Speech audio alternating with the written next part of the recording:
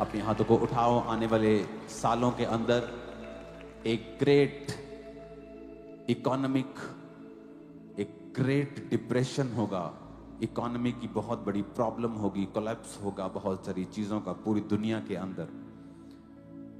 इसलिए आपको परमेश्वर के करीब रहना होगा। नई नई बीमारियां आएंगी, नई नई मुसीबतें लोगों के ऊपर होंगी, इसलिए जो परमेश्वर में होंगे वो और चमकेंगे और वो सेफ रहेंगे। परमेश्वर ने हमेशा मेरे को सिखाया है प्रैक्टिकली, और जब परमेश्वर मुझे सिखाता था प्रैक्टिकली तो उस समय समझ नहीं आता था, लेकिन मैं परमेश्वर के इतना करीब था कि मुझे इतना मालूम था कि एवरीथिंग इज गोइंग गुड। मेरे जीवन में जो भी हो रहा है वो अच्छे के लिए हो रहा है। ये मुझे फेथ था हमेशा शुरू से। तो जब मेरे को ये फेथ था कि everything is working good for me, working together for good, सब मेरे साथ भला हो रहा है, सब बातें मिलकर भलाई को पैदा कर रही हैं, तो इन चीजों से जब मैं कंफ्यूजन स्टेट में था और जब मेरी लाइफ में कुछ होता था तो तब ये वचन मुझे संभाल के रखता था, क्योंकि मुझे ये मालूम नहीं था कि ये हो क्यों रहा है।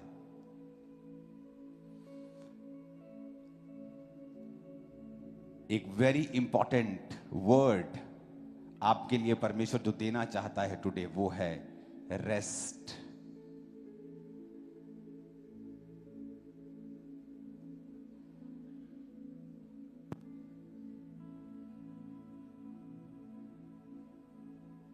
आराम या विश्राम बोल लो, रेस्ट। सुनो मेरी बात बड़े ध्यान से। रेस्ट, रेस्ट, विश्राम।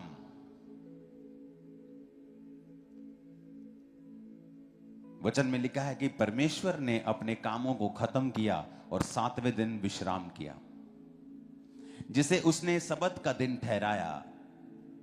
और उस सबत के दिन को परमेश्वर ने कहा तुम आराम करोगे। कोई हिलना मत प्लीज।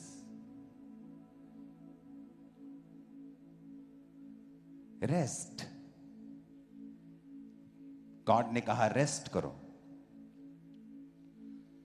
और खुद रेस्ट की। जबकि परमेश्वर थकता नहीं, वो हांफता नहीं, वो कमजोर नहीं होता, उसकी एनर्जी कम नहीं होती, लेकिन इसके बावजूद उत्पत्ति 2 उसकी 1 से 3 आयत में लिखा है, यूं आकाश और पृथ्वी और उसकी सारी सेना का बनाना समाप्त हो गया, और परमेश्वर ने अपना काम जिससे वो करता था 7वें दिन समाप्त किया, और उसने अपने किए हुए विश्राम से काम से 7वें दिन विश्राम किया। और परमेश्वर ने 7वें दिन को आशीष दी और पवित्र ठहराया, क्योंकि उसमें उसने सृष्टि की रचना के अपने सारे काम से विश्राम लिया। तो वो 7वां दिन परमेश्वर ने उसमें आराम किया, ही रेस्ट।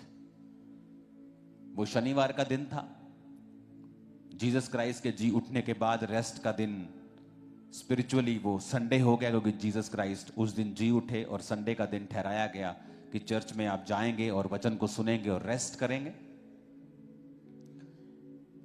रेस्ट एक ऐसी चीज है जिससे शैतान फाइट करता है। डेविल अपना पूरा जोर लगा देगा आपकी रेस्ट के साथ फाइट करने से। रीजन, उत्पत्ति 6 उसकी 7 से 21 आयत में लिखा है, तब यहोवा ने कहा मैं मनुष्य को जिसकी मैंने सृष्टि की है पृथ्वी पर से मिटा दूंगा। क्या मनुष्य, क्या पशु, रेंगने वाले आकाश के पक्षी सब मिटा दूंगा, क्योंकि उनके बनाने से मैं पछताता हूं। परंतु यहोवा के अनुग्रह की दृष्टि नूह पर बनी रही, और नूह की वंशावली यह है कि नूह धर्मी और अपने समय के लोगों में खरा था। नाउ परमेश्वर ने कहा मैं नूह को चुनता हूं, तू एक ऐसी जहाज बनाएगा जो इतने फुट लंबा इतने फुट चौड़ा होगा, और उस जहाज को तू 300 फुट लंबा, और परमेश्वर ने उसकी सारी इंस्ट्रक्शंस जो थी वो दी। और परमेश्वर ने कहा उस जहाज में मैं सब 2-2 जंतुओं को तेरे पास भेजूंगा और बाकी सबको मैं खत्म कर दूंगा। तो ये बड़ा डिफरेंट सा परमेश्वर ने एक मैसेज दिया। और जब हम विश्राम शब्द को देखते हैं उत्पत्ति 2 उसकी 1 से 3 आयत में जब परमेश्वर ने कहा कि मैंने विश्राम किया, तो विश्राम शब्द जब हम इब्रानी भाषा में देखते हैं उसको देखेंगे, नहीं, इससे पहले वाला शब्द, उसका मतलब है मोनाओ, मोनाक, मोनाक, जिसका मतलब है the settled spot, A quite, A home, the place of rest. और जब परमेश्वर ने नूह को चुना कि मैं तेरे द्वारा नई सृष्टि पैदा करूंगा, तू, तेरी पत्नी और तेरे 3 बेटे और तेरी 3 बहुएं जो हैं वो पूरी सृष्टि को पैदा करेंगी, क्योंकि मैं सबको मिटा दूंगा। तो जब नूह को आप देखते हैं उत्पत्ति 6 में 7 से 21, जब परमेश्वर उससे बात कर रहे थे तो परमेश्वर ने कहा तू उसकी 300 हाथ लंबाई, चौड़ाई 50 हाथ और ऊंचाई 30 हाथ की एक बनाकर उसका जहाज बनाकर उसकी पूरी परमेश्वर ने इंस्ट्रक्शन दी। जब आप 21 आयत पढ़ेंगे तो परमेश्वर ने कहा कि उस जहाज को जब तू बनाएगा उसकी इतनी लंबाई, इतनी चौड़ाई होनी चाहिए, वो गोपेर वृक्ष की लकड़ी का होना चाहिए, उसके अंदर अलग अलग कोठरियां होनी चाहिए, तो ये तूने बनाना है। अगर आप नूह को देखेंगे तो नूह का मतलब भी इब्रानी भाषा में जब आप देखते हैं, वो पहले वाला पिक्चर दिखाएंगे, नोआख, ये भी उसी विश्राम से निकला है जो परमेश्वर ने कहा था कि मैंने विश्राम किया। उसका मतलब था मोनोआख, इसका मतलब है नोआख, उसका था मोनोआख, यानी जो नूह है वो विश्राम, उसका मतलब था रेस्ट। नूह का मतलब है रेस्ट, यानी जीसस ने, यहोवा पिता ने उस व्यक्ति को चुना जो रेस्ट में था। रेस्ट में, वेरी इंपॉर्टेंट। अगर आप प्रभु के लिए इस्तेमाल होना चाहते हैं, 3 प्रकार की रेस्ट आपकी लाइफ में होनी चाहिए। अपने पड़ोसी को बोलो 3 प्रकार की रेस्ट। फिर से बोलो अपने पड़ोसी को। पहली रेस्ट जो आपकी लाइफ में होनी चाहिए, इसको हटा देंगे अब,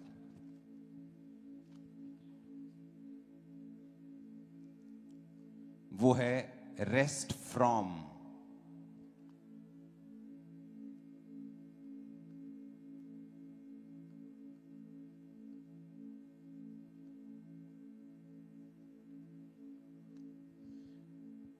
मत्ती 11 उसकी 28 से 30 में लिखा है, जीसस ने कहा मेरे पास आओ हे परिश्रम करने वालों और बोझ से दबे हुए लोगों, मैं तुम्हें विश्राम दूंगा। रेस्ट फ्रॉम सिन, पाप का भार। डेविल फाइट करता है रेस्ट से, याद रखना। कोई व्यक्ति जो स्पिरिचुअल रेस्ट में नहीं है, मेंटल रेस्ट में नहीं है और फिजिकल रेस्ट में नहीं है, परमेश्वर उसे इस्तेमाल नहीं कर पाते हैं। अगर आप चाहते हैं कि मैं आज मेंटरशिप वाली अनॉइंटिंग में ही हूं, मैं सेम वर्ड आपको दे रहा हूं, ये पास्टर्स के लिए वचन है, थोड़ा डीप। 3 स्टेट में आप रेस्ट करते हैं, और अगर तीनों रेस्ट आपकी लाइफ में नहीं है तो आप रेस शुरू करेंगे, बीच में छोड़ देंगे, सेवा आपकी छूट जाएगी। बहुत से लोगों की छूट जाती है। आज वो कुछ इंटरनेट पे शुरू करते हैं, कोई सुसमाचार शुरू करते हैं, कोई न्यूज़पेपर शुरू करते हैं क्राइस्ट का, आप देखते हैं बीच में छोड़ जाते हैं लोग, क्योंकि आपको नहीं पता है किस तरह से मुझे कंटिन्यू करना है। तो रेस्ट फ्रॉम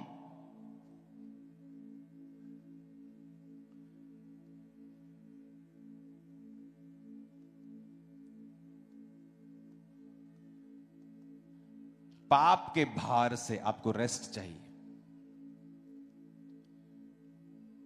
स्पिरिचुअल, अगर आप पाप में हैं, आप भार में हैं, आप स्पिरिचुअल रेस्ट में नहीं हैं। अगर आप स्पिरिचुअल रेस्ट में नहीं हैं तो परमेश्वर बड़ा काम करने के लिए आपको नहीं चुन सकते हैं।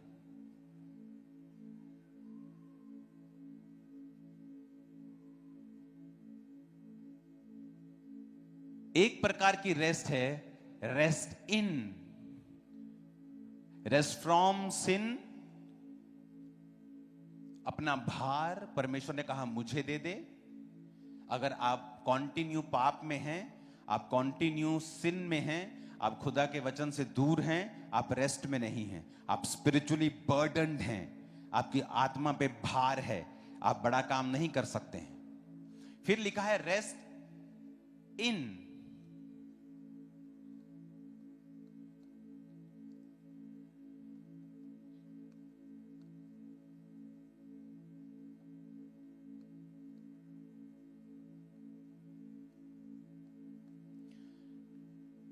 Rest in God's presence. अगर आप परमेश्वर के प्रेजेंस में रेस्ट नहीं करते हैं, शैतान आपको सताएगा, आपसे फाइट करेगा। क्योंकि जब परीक्षाएं आएंगी, अगर आपके अंदर परमेश्वर की प्रेजेंस आपके नहीं है, आप प्रभु की प्रेजेंस में नहीं बैठते हैं, आप परमेश्वर के वचन पर आपने अपना ध्यान कंप्लीट नहीं लगाया हुआ कि मैं क्रिश्चियन होकर भी बीमार क्यों हूं, क्रिश्चियन होकर भी सफरिंग क्यों कर रहा हूं, व्हाई सो मेनी स्ट्रगल्स। अगर आपका ध्यान परमेश्वर की रेस्ट पर और परमेश्वर की प्रेजेंस में अगर आपका नहीं है, आप रेस्ट में नहीं हैं, जैसे ही रेस्ट आपकी लाइफ से गायब होगी, शैतान एंटर करेगा। Rest is very important. एक है रेस्ट फ्रॉम, रेस्ट इन।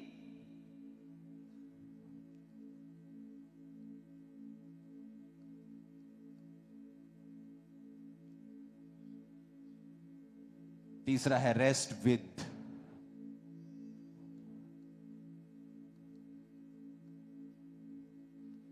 एक दिन, क्योंकि शुरू से मेरी आदत रही है कि मैं अपने घर के अंदर रहता हूं ज्यादा समय, 99% ऑफ द टाइम। मैं संडे आपके पास था, उसके बाद मैं घर में था। ट्यूसडे आपके पास था, उसके बाद मैं घर में था। थर्सडे आपके पास हूं, फिर मैं घर में हूं। संडे निकलूंगा, फिर मैं घर में। जो लोग बाहर से आते हैं और देखते हैं, वो बोलते हैं ये कैसी लाइफ आप जी रहे हैं। लेकिन मैं भी रेस्ट के लिए समय निकालता हूं, और ये जो थर्ड रेस्ट है, ये है रेस्ट विद योर बॉडी। अपने शरीर से, अपनी फैमिली के साथ यू हैव टू रेस्ट।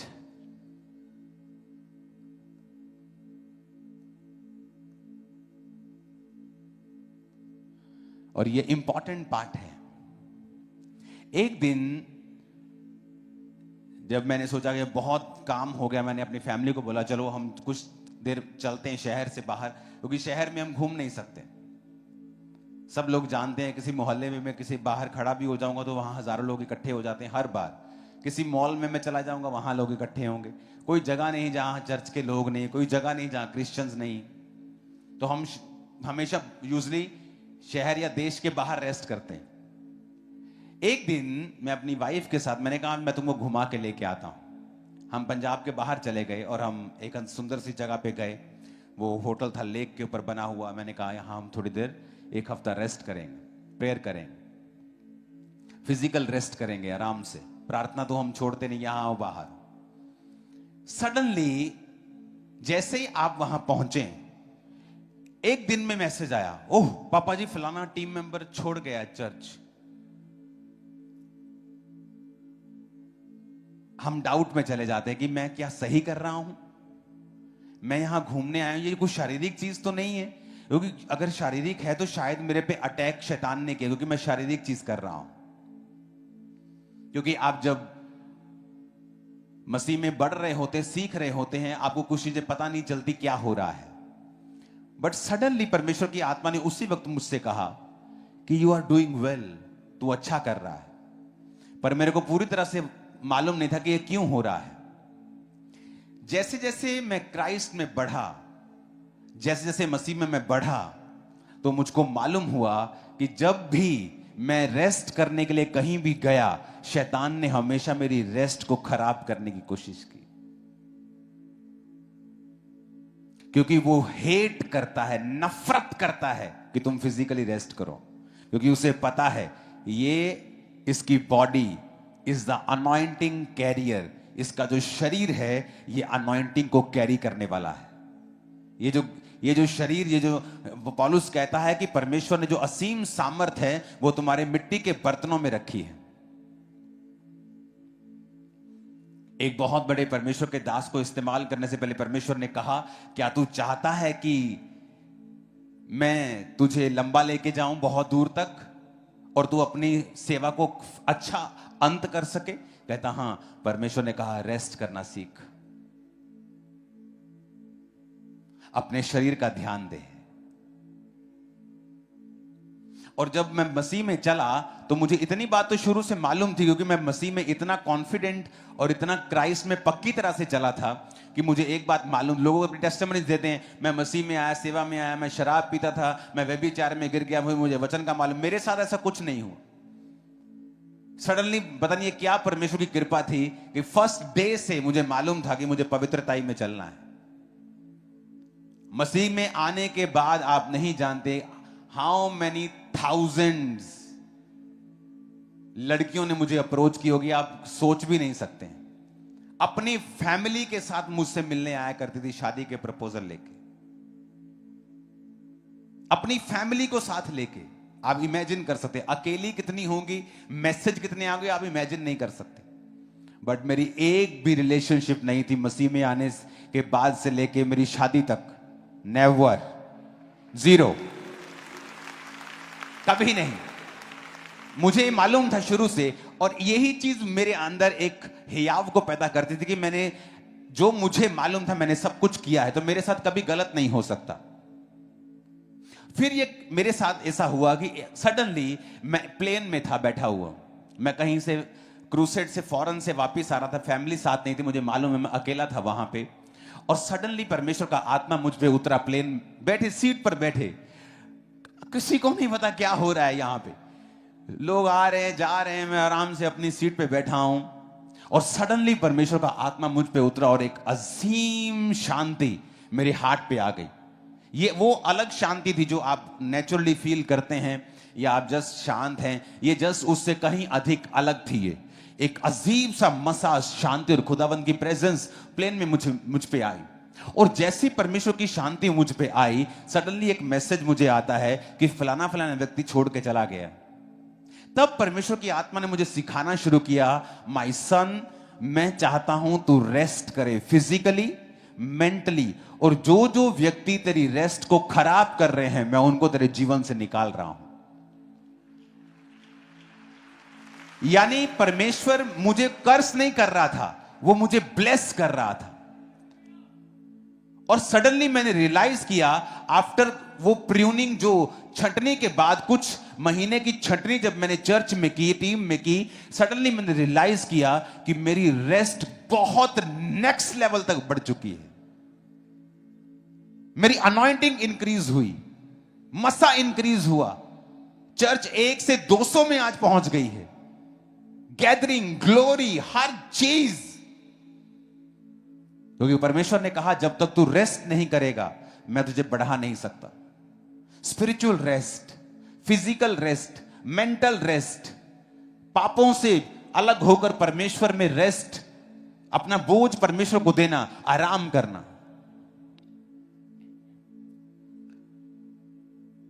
जब भी आप रेस्ट करने की कोशिश करेंगे शैतान आपसे फाइट करेगा। अब वो समय बीत चुका है। अब अगर मैं अपनी फैमिली के साथ कहीं रेस्ट कर रहा हूं, मुझे कोई मतलब नहीं क्या हो रहा है किसी की लाइफ में, कोई आ रहा है कोई जा रहा है, डोंट वरी, खुदा हमारे साथ है, उसे प्रूफ कर चुका है।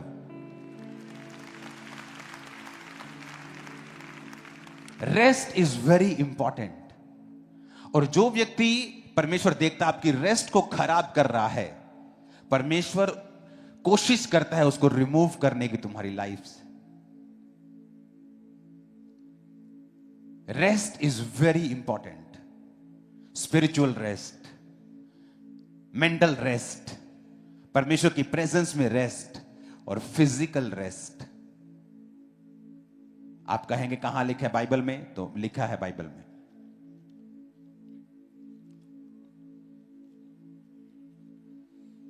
बाइबल में लिखा है, निर्गमन 20 उसकी 8 से 11 में लिखा है, 9 में पढ़ूंगा, 6 दिन तू परिश्रम करके सब काम करना, लेकिन परंतु 7वां दिन तेरे परमेश्वर यहोवा के लिए विश्राम दिन है, जिसमें ना तो किसी भांति का काम काज करना, ना तेरा बेटा, ना बेटी, ना दास, ना दासी, ना पशु, ना परदेशी, जो कोई तेरे फाटकों में भीतर हो, उसे विश्राम करना। एक जगह बाइबल में लिखा है ताकि वो लोग अपने जी को ठंडा कर सकें। फिजिकल रेस्ट की बात हो रही है।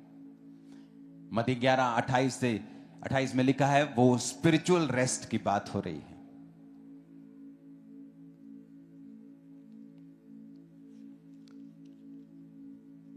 हालेलुया।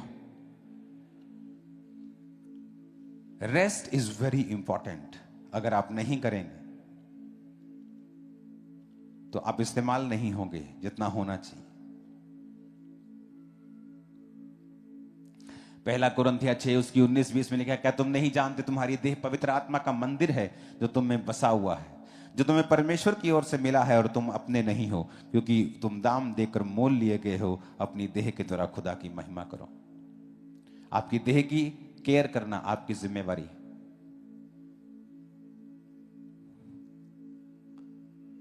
हालेलुया। आप जानते हैं इंडिया के लोग कितना कम जी रहे हैं? आप देख लो, कहीं जाकर देख लो, 60 साल में लोगों की आयु खत्म हो रही है इंडिया में। 65 साल में आदमी बुजुर्ग लग रहा है इंडिया में। और एक दिन हम स्विट्जरलैंड में थे और हमने देखा कि 90 साल का जोड़ा, मोस्टली लोग 90 साल के थे वहां जो घूमने आए थे।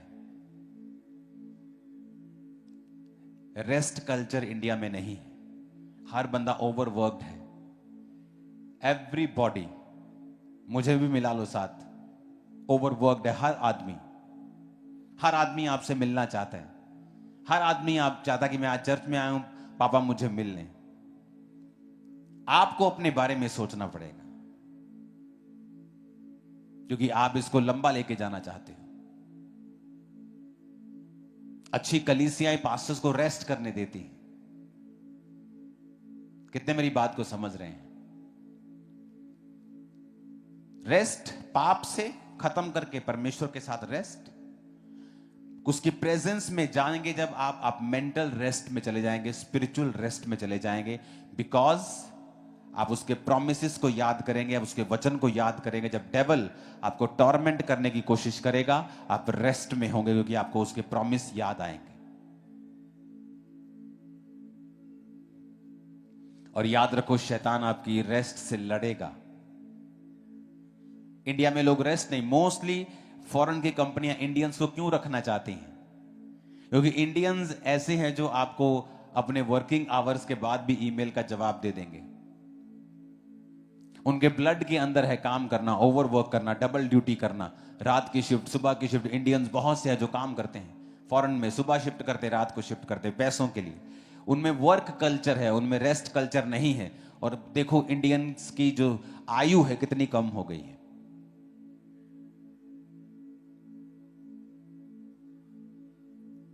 आपको एक दिन अपने आप को देना है फुल रेस्ट करने के लिए। उसमें आप वर्शिप कर सकते हैं, आप चर्च जा सकते हैं, लेकिन कोई काम नहीं, कोई स्ट्रेस नहीं। रेस्ट, प्रेयर, पाप से आजादी, परमेश्वर की प्रेजेंस में जीना। क्योंकि जीसस ने, यहोवा पिता ने नूह को चुना, जिसका मतलब था रेस्ट। आप स्पिरिचुअली रेस्ट में हैं, आप सॉर्टेड आउट हैं, अंदर से सॉल्व हो चुका है सब। परमेश्वर आपको ज्यादा इस्तेमाल करेगा। अगर आप हड़बड़ाहट में हैं, काली में हैं, जल्दी में हैं, डाउट में हैं, बहुत कम चांसेस हैं आपके परमेश्वर आपको यूज करें। हमारी लाइफ शुरू से सॉर्टेड आउट रही। आप जानते, जब मैं सेवकाई में आया, मैं लाखों रुपया कमाने वाला एक बिजनेसमैन था। तो मुझे एक डॉक्टर साहब मिले जो मसीह में थे। उन्होंने कहा कि मैंने पहली बार देखा है कि ऐसा पास्टर जो अपनी लाइफ में फाइनेंशियली सॉर्टेड आउट है। कहते प्रभु आपको बहुत यूज करेगा, क्योंकि आप फाइनेंशियली अपनी लाइफ में आप सॉर्टेड हैं, आपको कोई चीज चाहिए नहीं। क्योंकि लोग मुझे हमेशा, जब मैं फॉरेन में जाता था, आप शॉपिंग कर लो, आप यहाँ चले जाओ, वहां चलते हैं। मुझे किसी चीज का शौक, मैं सब कुछ देख दाख के परमेश्वर में आया था। कोई चीज मुझे ऐसे नहीं था कि हो वाह, ओ तेरी तो आईफोन, ओ बल्ले बल्ले बल्ले। मुझे कोई चीज का ऐसा हशो पशो नहीं था शुरू से। वो सेटिस्फैक्शन थी मेरी लाइफ में। और बहुत सारे ट्रबल्स थे, मेंटल फिजिकल, जो मेरी लाइफ में थे। फाइनेंशियल मेरी लाइफ में कभी ट्रबल नहीं रहा। जब मैं मसीह में नहीं था तब भी नहीं था, लेकिन मसीह में आने के बाद हमने बरकत पाई है। हम बड़े हैं, ब्लेस्ड हुए हैं। हालेलुया। मसीह में आने से पहले मेरी फैमिली कर्जे में थी। हमारा बिजनेस बड़ा था, लेकिन आप पता, बड़े बाबू लोग, बिजनेस बड़े होते, कर्जे उससे बड़े होते। हम वो बाबू थे, बिजनेस भी बड़ा, कर्जे भी बड़े। लेकिन परमेश्वर ने जब 2004 में परमेश्वर में मैं आया, उसने मेरी फैमिली को ब्लेस किया, जबकि वो नॉन बिलीवर थे। क्योंकि घर से एक बिलीवर था तो पूरी फैमिली ब्लेस होती थी। और मेरे जब पास्टर्स विरोध का सामना करते थे मेरी वजह से, क्योंकि मेरे रिश्तेदार मेरे पास्टर्स को मारने की धमकियां देते थे, तो मेरे पास्टर्स मेरे को बुलाकर बोलते थे कि जो तू अपने बिजनेस से टाइट लेके आता ना, बंद कर दो उसको। जब तू बंद कर देगा तेरी फैमिली सफर करेगी, तेरा बिजनेस डाउन होगा, उनको मालूम होगा तेरी वैल्यू क्या है। लेकिन मैंने कभी बंद नहीं किया। उस वजह से मेरी फैमिली और बिजनेस हमेशा ब्लेस होता था। उनको लगता कि हमारे बिजनेस को शायद हम मेहनत कर रहे हैं, फलवंत हो रहा है। तो सारी उम्र हमने मेहनत की थी, कभी फलवंत नहीं हुए थे। मेरे मसीह में आने के बाद ऐसी कौन सी मेहनत थी जो फलवंत हो रहे थे? लेकिन परमेश्वर था जो इनसाइड हमें पीछे से बढ़ा रहा था और एक्सट्रीमली ब्लेस कर रहा था। तो ये परमेश्वर की मर्जी थी। और एक समय आया जब परमेश्वर ने सेवकाई में बढ़ाना था, उस बिजनेस को आग लगाकर परमेश्वर ने खत्म किया। उसके बाद वो बढ़ा नहीं। इमेजिन करो परमेश्वर की योजना कि अगर वो बिजनेस अब अभी भी उसी लेवल पे बढ़ रहा होता तो मेरी फैमिली कभी भी सेवकाई में नहीं आती। वो सेवकाई में आए, उन्होंने बहुत सा मेरा बोझ उठाया, जो मैं करता था वो कर रहे हैं। तो मैं सेवा में ज्यादा समय दे पा रहा हूं और ज्यादा समय आपको दे पा रहा हूं, परमेश्वर को दे पा रहा हूं। गॉड का आइडिया देखो, वो मास्टर प्लानर है। तारीफ करो जोर से।